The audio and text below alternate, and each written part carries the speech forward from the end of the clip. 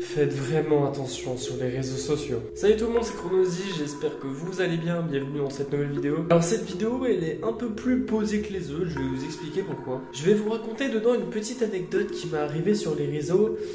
Et je me suis dit que ça méritait que ce soit une vidéo. Certains le savent, d'autres non, mais j'avais fait une story Instagram sur ma page Insta où j'avais mis une photo de moi en story et j'avais mis une musique de fond de Louvresval. Le compte de Louvresval, géré par sa famille, sa communauté, ses proches, a repartagé ma story dans la leur. Donc là en fait les vues dans ma story personnelle ont augmenté, ont été un peu plus fréquentes que celles des autres encore avant, celles-là encore après, mais ça c'est un détail. Donc de là oui, plusieurs personnes regardaient mes stories, dont une personne, une fille qui m'a ajouté et qui a voulu discuter avec moi. Je me suis dit en fait c'est cool, quelqu'un qui veut discuter, pourquoi pas. Alors on a parlé quelques heures, on parlait de tout et de rien, on parlait de nos vies, de nos goûts musicaux sur Louvresval, elle me montrait ses stories à la une, elle me montrait son contenu. Et ça a duré 4 jours. Donc alors en fait je trouvais au fur et à mesure d'un moment donné dans les conversations qu'il y avait des trucs bizarres. Enfin je sais pas, pour moi c'était pas une personne normale. Enfin comme moi environ.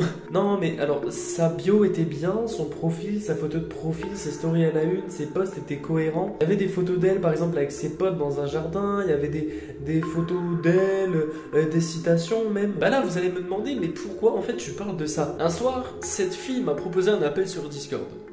Ce dont j'ai accepté bien évidemment. Et là on commence à s'ajouter, et là elle commence à m'appeler. Et là je me suis dit c'est cool, je vais pouvoir enfin avoir un réel contact avec cette personne en l'appelant. Et là, elle m'appelle. Et grosse surprise, ce n'était pas une fille. Et là il y avait une grosse voix grave derrière en mode « Oh allô, comment tu vas ?» et tout.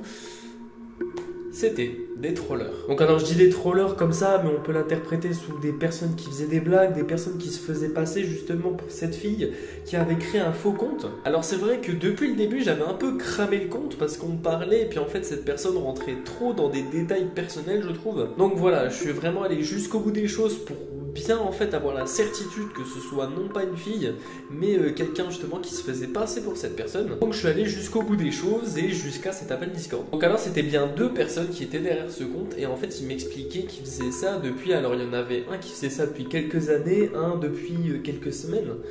Mais non, ce n'était pas une fille que j'avais en face de moi. Bon certes moi ça m'a pas trop dérangé mais disons que faut vraiment faire attention sur les réseaux sociaux à qui on parle. Parce qu'encore moi je suis créateur de contenu, donc ils m'ont expliqué comment ils faisaient avec des partages d'écran, tout ça.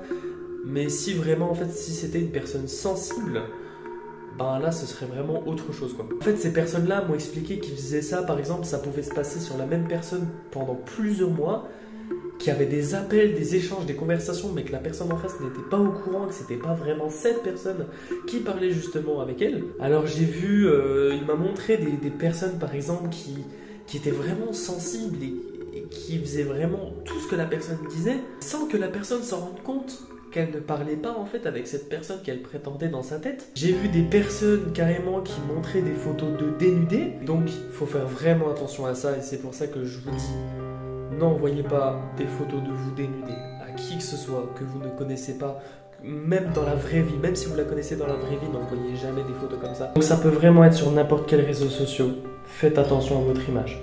C'est super important. En 2024, on doit encore faire ça, certes, mais c'est pour le bien de tout le monde, car aujourd'hui, il y en a encore beaucoup qui se font avoir avec ça. En tout cas, merci beaucoup d'avoir écouté cette histoire.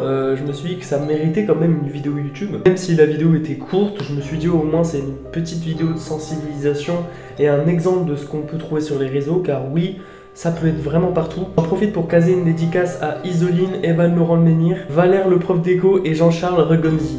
C'est des abonnés qui m'ont demandé, vous ne demandez pas qui sont ces gens. En tout cas, on se retrouve très prochainement pour une prochaine vidéo. Merci encore à tous, c'était Chronosy. Ciao ciao. Et avant que la vidéo se termine, je voulais vous préciser une dernière fois, faites attention sur les réseaux sociaux.